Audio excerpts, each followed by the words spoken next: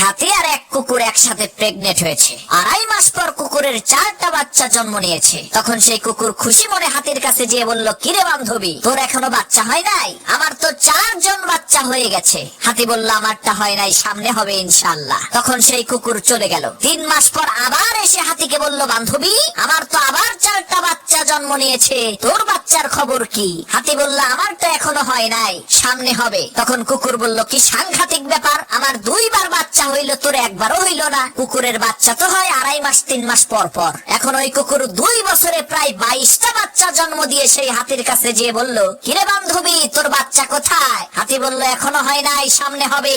তখন সেই কুকুর রাগান্বিত কণ্ঠে বলে উঠল, আরে রাত, তোর সামনে হবে, সামনে হবে। আমার আজ তো 2টা ফুটবল খেলার টিম হয়ে গেছে, আর তোর এখনো একটাই হয় না। আমাকে সত্যি করে বলতো, তুই কি আসলেও প্রেগনেন্ট? তখন সেই হাতি কুকুরকে বলল, বান্ধবী শোনো, আমার পেট থেকে যেটা বের হবে সেটা কুত্তা না, সেটা হাতি।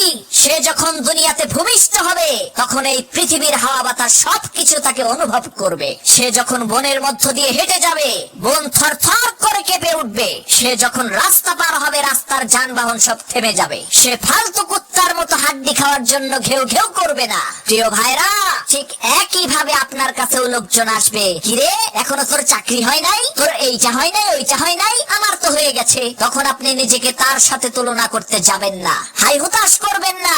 বলে দেবেন, আমারটা কুত্তার বাচ্চা না যে 2 মাসেই হয়ে যাবে, আমারটা হাতির বাচ্চা, হইতে একটু সময় লাগবে, ওয়েট কর, সামনে দেখতে পাবি।